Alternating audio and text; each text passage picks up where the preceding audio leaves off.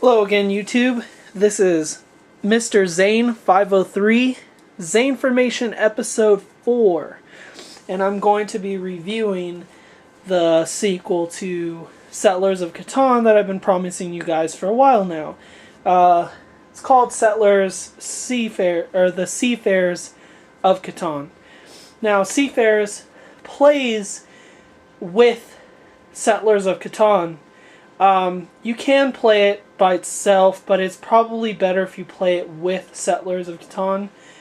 Basically, it expands the border of the farmland of Catan to islands, trade routes and islands. So it expands the game to getting resources from islands as well as the farmland that you so graciously own. Now, if you've seen my Settlers of Catan video, you know what Settlers of Catan is about. And it pretty much plays the same way. Dice get you your resources. You still have the same resource cards in this game. You don't really necessarily have the resource cards, but you have different kinds of resources that you expend. Now, in this game, I'm just going to kind of show you the pieces on top of the case so you guys can see them a little better. You have all your play pieces for each player. Your red, kind of like a white color, blue, and orange, and those represent your four players outside of the game itself. And then I'm guessing this is a black boat, and that represents the thief, or the pirate is what they call it in this game, on the water.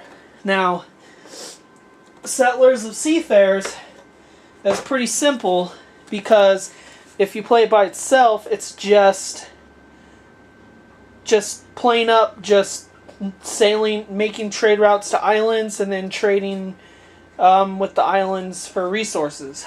So you got the border outlines, you have the numbers and more border outlines, some water pieces to make your ocean, some more border outlines, and these are the little flags for your trade routes and your resources, and then more numbers and ocean pieces, more numbers and trade route pieces, more, just a lot of water pieces basically, because they gotta make the whole ocean as the playmat. And if you're connecting this to Settlers of Catan, you're making a really big ocean around the Settlers of Catan. And then here are your island platforms, and your island platforms look pretty similar, it looks like, to Settlers of Catan. So pretty standard, really easy to do. That's all the pieces for the game, really. So it's mainly used to expand Settlers of Catan, but you can play it as an island of its own game. It plays by itself. It's a little more difficult to understand without the resource cards and the dice, but it pretty much works the same way. I'm guessing they're thinking that you should supply the dice yourself and whatnot.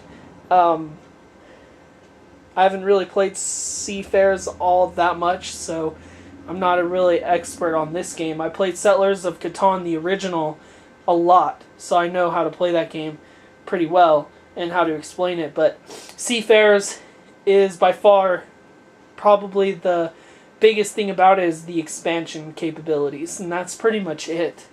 I mean, making the ocean expand around your Settlers of Catan game, and then having the expansion to this and the expansion to Settlers of Catan makes it even bigger and more players. So it gets really crazy when you expand it. And that's pretty much my video for Seafarers of Catan. I will have one more video about Catan, Settlers of Catan. It's actually called Cities and Knights. It is a third variation of Settlers, and Cities and Knights, from what I understand, is exactly what it sounds like. Cities and Knights. You develop a city inside your farmland and knights to guard your cities and whatnot. It's more like developing your own city from the inside out, not from the outside in. So that will be the video for today. I will have another Settlers video hitting you up pretty soon here.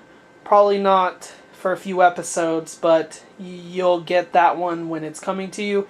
I did promise to put up some Yu-Gi-Oh cards for sale, and I promised 8 cards, so I'm going to go get those out for my next video when I record my next video, and that's pretty much it. That will be my next video. Until then, I'll see you guys later, and this is Mr. Zane 503 signing out.